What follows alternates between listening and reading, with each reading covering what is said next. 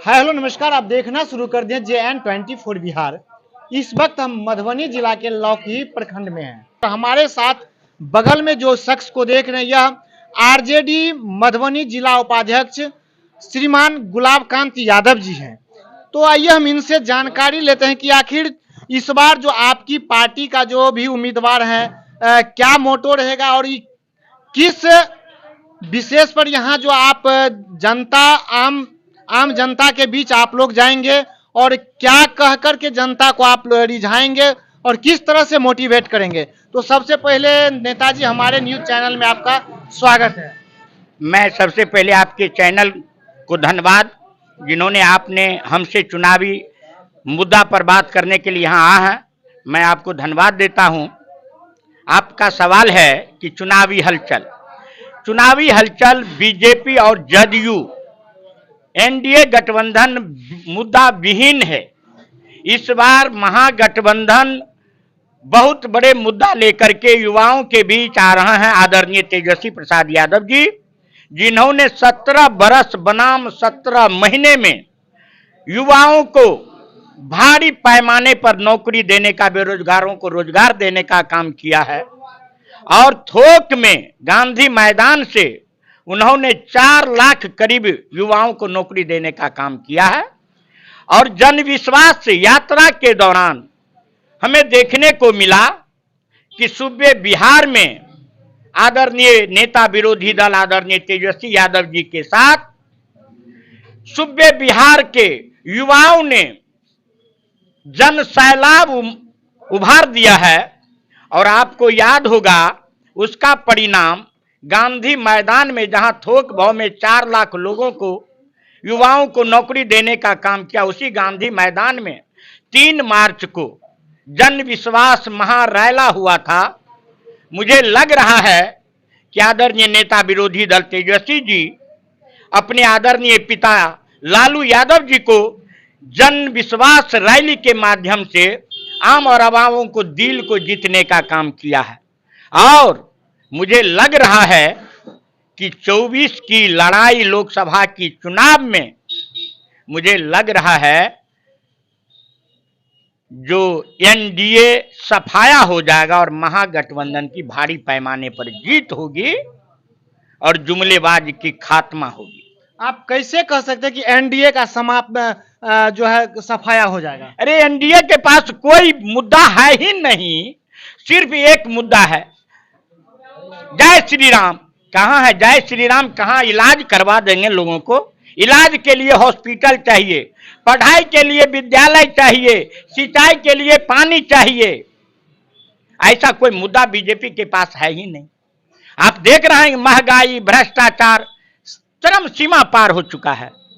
इसलिए इस बार आम और आवाम लोगों को रोजगार चाहिए, लोगों को शिक्षा चाहिए, लोगों को इलाज चाहिए, खेती करने के लिए पानी चाहिए। और जदयू तो पार्टी है ही नहीं, वो तो समाप्त हो चुका है। आप भी कैसे कह सकते हैं कि बीजेपी जो है मुद्दा विहीन पार्टी है? मुद्दा विहीन पार्टी कैसे है बीजेपी? अरे बीजेपी के पास कोई मुद्दा है ही नहीं, कोई मुद्दा है ही नहीं। एक मुद्दा था राम मंदिर वहीं बनेगा। मंदिर तो आदरणीय मुसलमान लोगों ने मिठाइयां बांट करके हर्षोल्लास के साथ अयोध्या में मंदिर बनवा दिया। उसको मुद्दा बीजेपी वालों को चाहिए कि महंगाई पर लगाम लगाना। जो गैस का सिलेंडर 350 रुपया में मिल रहा है, आज हजारों में मिल रहा है।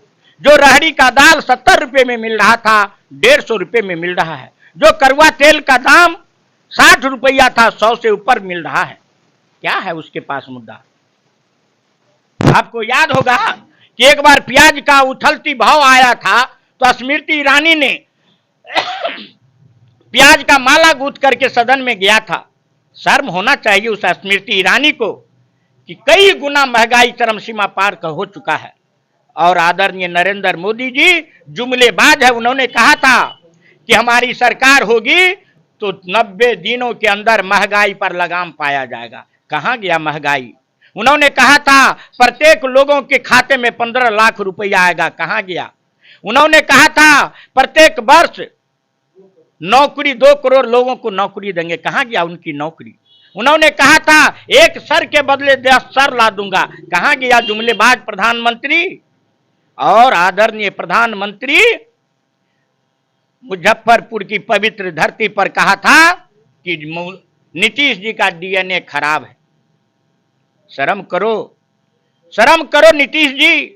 आप बहुत काबिल मुख्यमंत्री बिहार के जाने जाते थे, लेकिन जितना ही काबिल मुख्यमंत्री के रूप में आपके लोगों ने प्रशंसा कर रहा था, उतना ही अब अपने बाल बच्चा का नाम भी नीतीश कुमार रखने को तैयार। आपने एक शब्द कहा कि बिहार के मुख्यमंत्री नीतीश कुमार काबिलियत में जाने जाते थे, लेकिन अब नहीं है। क्या आपका पार्टी छोड़ दिया तो अब काबिलियत नहीं, मैं नहीं कह रहा हूं कि मेरा पार्टी छोड़ दिया तो उसकी काबिलियत चला गया। आप क्या करें, जाते थे 5 वर्षों में जिन व्यक्तियों ने 9 बार अपने ही पद से इस्तीफा देते हैं और पुनः मुख्यमंत्री का शपथ लेते हैं, और उन्होंने कहा था मैं मर जाऊंगा, मिट जाऊंगा, पलीद हो जाऊंगा, मैं बीजेपी के पास नहीं जाऊंगा। और बीजेपी के नेता सम्राट चौधरी ने कहा था कि मैं नीतीश कुमार जी को जिस दिन मुख्यमंत्री पद से हटा दूंगा उस दिन मैं मुरेठा खोल लूंगा।